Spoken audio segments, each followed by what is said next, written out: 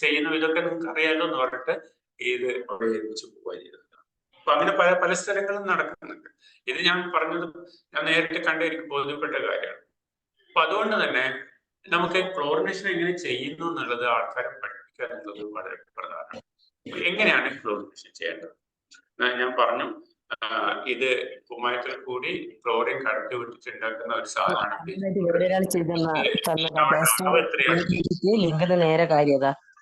ഈ ഒരു കിണറ്റിലെ വെള്ളത്തില് നമ്മളിപ്പോ വിസിറ്റ് ചെയ്യുന്ന വീട്ടിലെ വെള്ളത്തിൽ എത്രമാത്രം ബ്ലീച്ചിങ് പൗഡർ ഉപയോഗിക്കണം എന്നുള്ളതിന് നമുക്ക് കൃത്യമായിട്ടൊരു ധാരണമാണ്. പലപ്പോഴും നമ്മൾ പിന്നെ വീട്ടുകാരുടെ സമ്മർദ്ദത്തിനൊക്കെ വളരെ കൂടുതലായിട്ട് കൊടുക്കും, അല്ലെങ്കിൽ വളരെ നമ്മളെ ബ്ലീച്ചിങ് പൗഡർ കുറവാണ് കുറച്ച് കൊടുക്കും. അപ്പൊ അതുകൊണ്ടൊന്നും ശരിക്കും എഫക്റ്റീവായിട്ട് ഈ പ്രവർത്തനം നടക്കൂല, ക്ലോറിനേഷൻ പ്രവർത്തനം നടക്കൂല. അപ്പൊ നമ്മൾ മനസ്സിലാക്കേണ്ടത് നമുക്ക് ഈ ഒരു കിണറ്റില് പിന്നെ ആവശ്യമുള്ള ബ്ലീച്ചിങ് പൗഡർ എങ്ങനെ കണ്ടുപിടിക്കുക എന്നുള്ളതിനെ സംബന്ധിച്ച് നമുക്കൊരു സൂത്രവാക്യമുണ്ട്. നിങ്ങളൊക്കെ പിന്നെ 10ാം ക്ലാസ്സിലൊക്കെ പഠിച്ചിട്ടുണ്ടാവും. വെള്ളത്തിന്റെ വ്യാപ്തം കണ്ടുപിടിക്കുക എന്ന സൂത്രവാക്യം നിങ്ങൾ കേട്ടിട്ടുണ്ടാവും, പഠിച്ചിട്ടുണ്ടാവും. സാധാരണ അതിന്റെ സൂത്രവാക്യം എന്ന് പറഞ്ഞിട്ട് π d²h/4 × 1000 ആണ്. അതായത് π d²h ഗുണിക്കണം 1000 ഹരിക്കണം 4. ഇതില് ഓരോന്നൊന്ന് നോട്ട് ചെയ്ത് വെച്ചോളൂ. ഡി എന്ന് പറഞ്ഞു കഴിഞ്ഞാല് കിണറിന്റെ വ്യാസമാണ്, മീറ്ററിലുള്ള വ്യാസം. നമ്മള് പിന്നെ ക്ലോറിനേറ്റ് ചെയ്യാൻ വേണ്ടിയിട്ട് ഉദ്ദേശിക്കുന്ന അല്ലെങ്കിൽ വിസിറ്റ് ചെയ്തിട്ടുള്ള കിണറിന്റെ വ്യാസം. വ്യാസം എന്ന് പറഞ്ഞാൽ എന്താണ്? വ്യാസം എന്ന് പറഞ്ഞു കഴിഞ്ഞാല് അതായത് നമ്മുടെ കിണറിന്റെ ഉൾ അളവ്, അതായത് കിണറിന്റെ പിന്നെ മേലെയുള്ള പിന്നെ ഒരു പടവുണ്ടാവുമല്ലോ, ആ പടവിന്റെ ആൾമറയുടെ ഒരു വശത്ത് നിന്ന് മറ്റേ വശത്തേക്കുള്ള ഉൾ അളവിനെയാണ്, ഉൾഭാഗത്തിന്റെ വീതിയാണ് ശരിക്കും പറഞ്ഞാല് നേരത്തെ പറഞ്ഞ ഡി എന്ന് പറയുന്നത്. അതായത് ആൾമറയുടെ ഉള്ളിലുള്ള ഒരു ഭാഗത്തുനിന്ന് മറ്റേ ഭാഗത്തേക്കുള്ള ആ ഒരു അളവിനെയാണ് നമ്മൾ എന്ത് പറയാ, വ്യാസം എന്ന് പറയാം. അത് നമ്മൾ മീറ്ററിൽ കണക്കാക്കും. അപ്പോ പിന്നെ എത്ര മീറ്ററാണ് സാധാരണഗതിയിൽ നമ്മുടെ കിണറുകളൊക്കെ നമ്മുടെ നാട്ടിൽ സാധാരണ കാണപ്പെടുന്നത് 3 കോല് 10 വിരൽ, അങ്ങനെ കിണർ കുഴിക്കുന്നവരൊക്കെ ആ ഒരു അളവ് പറയാം.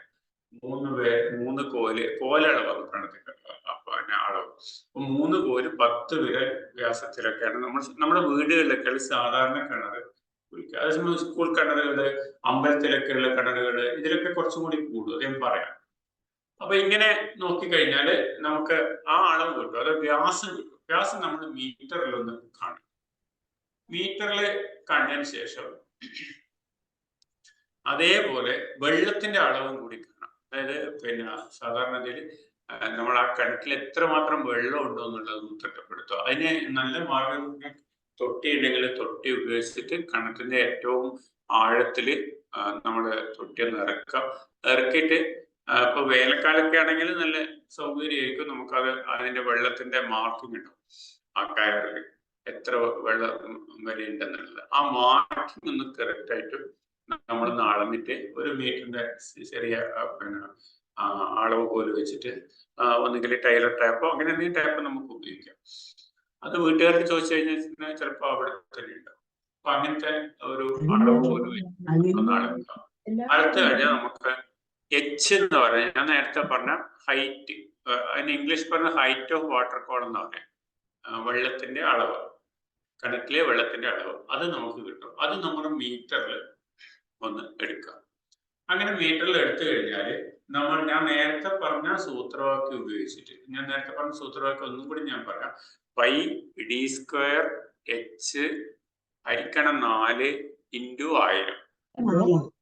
π എന്ന് പറയുന്നത് 3.14 എന്ന് പറയാം. 3.14 അതിന്റെ അളവ്. അതേപോലെ അത് സ്ഥിര അളവാണ് 3.14 π.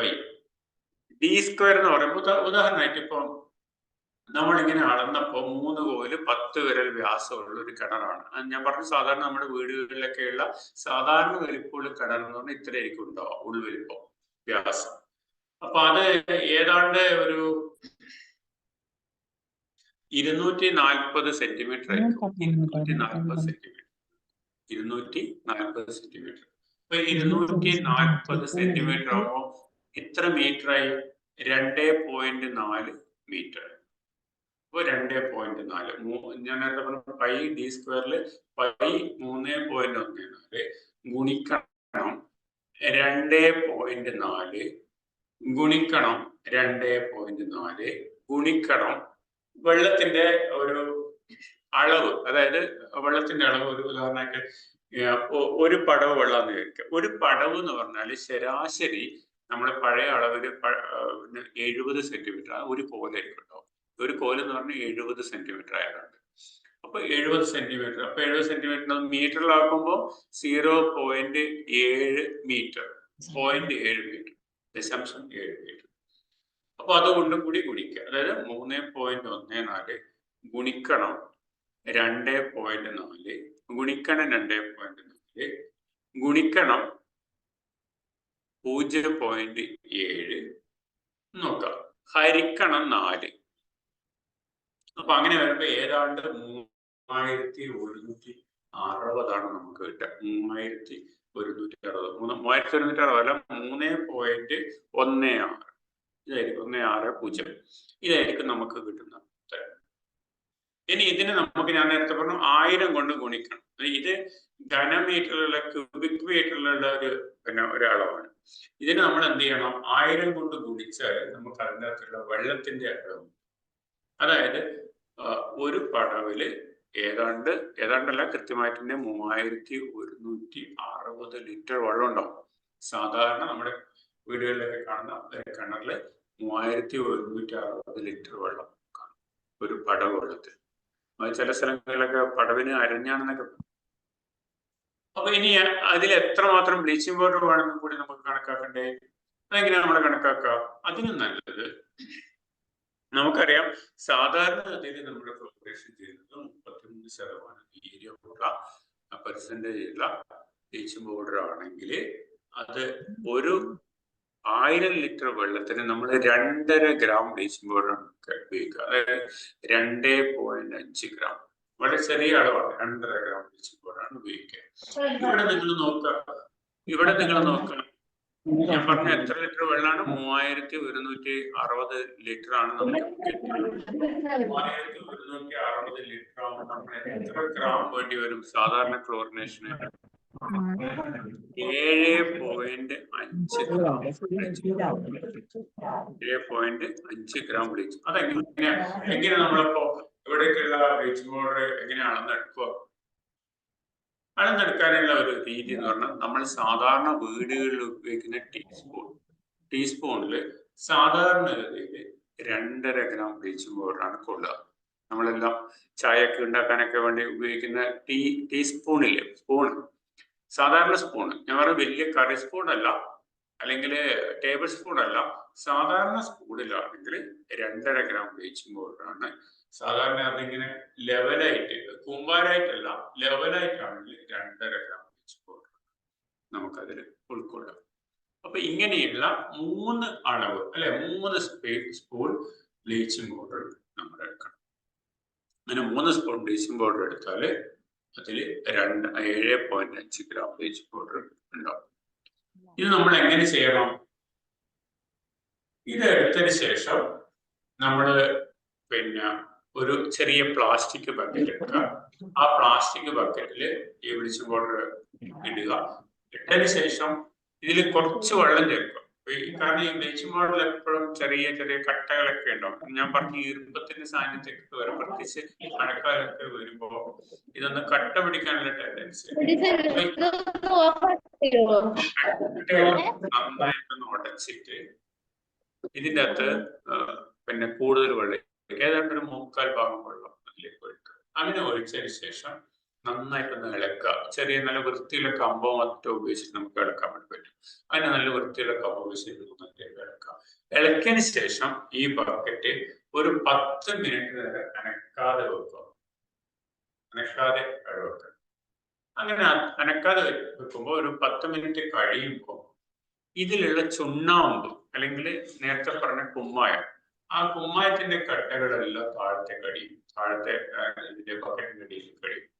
മുകളിലുള്ള വെള്ളത്തിലാണ് നമ്മൾ ഈ നമ്മുടെ ആവശ്യമുള്ള ക്ലോറിൻ വാതകം ലയിച്ചു ചേർന്നിട്ടുണ്ടാവുക.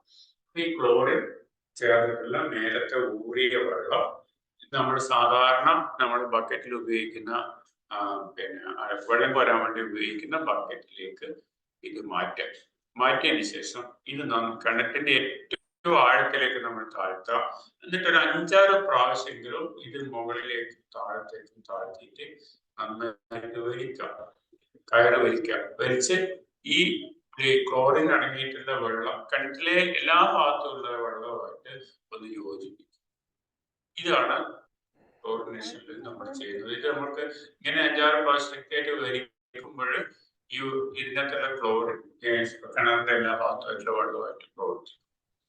ഇനി ഇങ്ങനെ ഉപയോഗിച്ചു കഴിഞ്ഞാൽ നമ്മൾ ഇപ്പോഴും ആളുകളുടെ ഒരു സംശയം എന്ന് പറഞ്ഞാല് നമ്മൾ മുമ്പേ പറയുന്ന ഒരു രീതി ഉണ്ടല്ലോ, അതായത് തലേ ദിവസം ഒഴിച്ചു വെക്കുക, പിറ്റേ ദിവസം രാവിലെ ഉപയോഗിക്കാൻ പറ്റുള്ളൂ എന്ന് പറയും. അപ്പൊ അത് പറയണ്ട. യഥാർത്ഥത്തിൽ ഇതിന് നമുക്ക് കോണ്ടാക്ട് സമയം എന്ന് പറയുന്നത്, അതായത് ഇതിൻ്റെ അകത്തുള്ള ഈ ബ്ലീച്ചിങ് പൗഡറിലുള്ള ക്ലോറിന് കിണറ്റിലെ വെള്ളത്തിലുള്ള ബാക്ടീരിയ അതുപോലെ തന്നെ നമുക്ക് രോഗകാരികളായിട്ടുള്ള രോഗാണുക്കളുമായിട്ട് പ്രവർത്തിക്കാനുള്ള, അതിനെ നിർവീര്യമാക്കാനോ നശിപ്പിക്കാനോ ഒക്കെയുള്ള ഒരു സമയം എന്ന് പറയുന്നത് 1 മണിക്കൂറാണ്. അപ്പൊ ഈ 1 മണിക്കൂർ കഴിഞ്ഞ് വെള്ളം ഉപയോഗിക്കാൻ വേണ്ടി സാധിക്കും.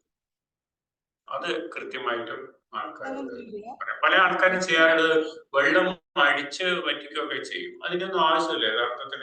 അങ്ങനെ വെള്ളം അടിച്ച് വറ്റിച്ചുകൊണ്ട് കാര്യമൊന്നുമില്ല. കാരണം അങ്ങനെ മലിനീകരണം നടക്കുന്ന ഒരു കിണറാണെങ്കിൽ വീണ്ടും മലിനീകരണം വന്നുകൊണ്ടേയിരിക്കും. അപ്പൊ അതുകൊണ്ട് ഈ രീതിയിലാണ് നമ്മൾ ഈ പ്രവർത്തനം ചെയ്യുന്നത്. ഇനി നമ്മുടെ ഈ മഴക്കാലത്ത് ഇപ്പൊ നമ്മൾ ചെയ്യുന്ന സമയത്ത് നിർബന്ധമായിട്ട് നമ്മൾ ആദ്യത്തെ തവണ നിർബന്ധമായിട്ടൊന്ന് സൂപ്പർ ക്ലോറിനേഷൻ നടത്തുന്നത് നല്ലതായിരിക്കും. കാരണം നമുക്കറിയാം ഈ സമയത്ത് നല്ല ശക്തമായ മഴ പെയ്യുമ്പോൾ സമീപ പ്രദേശങ്ങളിലൊക്കെ കിണറിന്റെ ചുറ്റുപാടൊക്കെയുള്ള ധാരാളം വേസ്റ്റുകളും പിന്നെ മാലിന്യങ്ങളും അതിലുള്ള ബാക്ടീരിയകളും അല്ലെങ്കിൽ വൈറസുകളും ഇങ്ങനെയുള്ള രോഗകാരികളായിട്ടുള്ള എല്ലാ വിധത്തിലുള്ള രോഗാണുക്കളും കിണറ്റിലേക്ക് ഒഴുകി ചേരാനുള്ള ഒരു സാധ്യതയുണ്ട്. ഇത് ആദ്യത്തെ മഴക്കും പിന്നീടുള്ള ശക്തമായ മഴക്കും.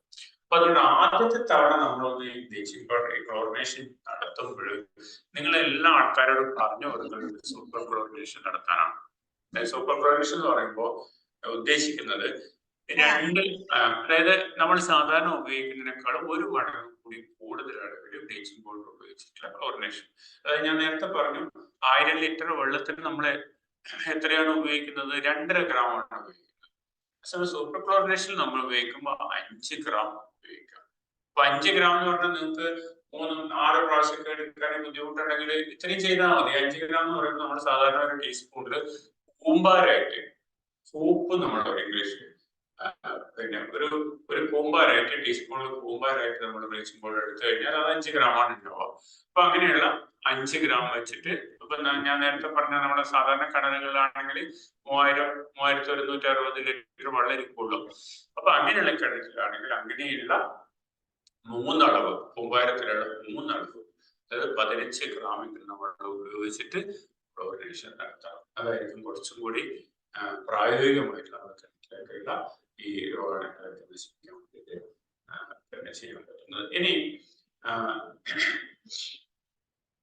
ചിലപ്പോൾ ഉദാഹരണമായിട്ട് നമ്മൾ സ്കൂൾ കിണറുകൾ, സ്കൂളുകളിലുള്ള വിദ്യാലയങ്ങളിലുള്ള കിണറുകൾ, അതുപോലെ തന്നെ പൊതു കിണറുകൾ, നമ്മുടെ ഗ്രാമപ്രദേശങ്ങളിലായാലും ടൗൺ പ്രദേശങ്ങളിലായാലും പൊതു കിണറുകളാണ്.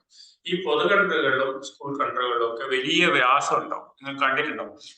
ഈ ഞാൻ നേരത്തെ പറഞ്ഞ പോലെ ഉള്ള കോലളവൊന്നും ആയിരിക്കില്ല, 240 സെന്റിമീറ്ററൊന്നും ആയിരിക്കില്ല ഒരു വ്യാസം ഉണ്ടാവുക, കുറച്ച് കൂടുതൽ കാണും.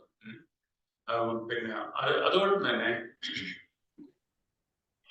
പിന്നെ ഇങ്ങനെയുള്ള കിണറുകളിൽ ഏതാണ്ട് നമ്മള് മിക്കവാറും സ്ഥലങ്ങളിലൊക്കെ അളന്ന് നോക്കിയപ്പോൾ ഏതാണ്ട് പിന്നെ 5000 ലിറ്റർ വെള്ളമൊക്കെ ഒരു പടവില്. അപ്പൊ അതിൽ എത്രമാത്രം വെള്ളം ഉണ്ടെന്ന് നോക്കിയിട്ട് പിന്നെ അതിന്റെ പടവിന്റെ എണ്ണത്തിനനുസരിച്ച് നമുക്ക് അത്രയധികം ബ്ലീച്ചിങ് പൗഡർ ഈ പൊതു കിണറുകളിലും സ്കൂൾ കിണറുകളിലും അങ്ങനെയുള്ള വലിയ വ്യാസം കൂടിയ കിണറുകളിലൊക്കെ നമ്മൾ ഉപയോഗിക്കേണ്ടതായിട്ട് വരും. ഇത്രയാണ് ക്ലോറിനേഷന്റെ ചെയ്യുന്ന രീതികളെ പറ്റി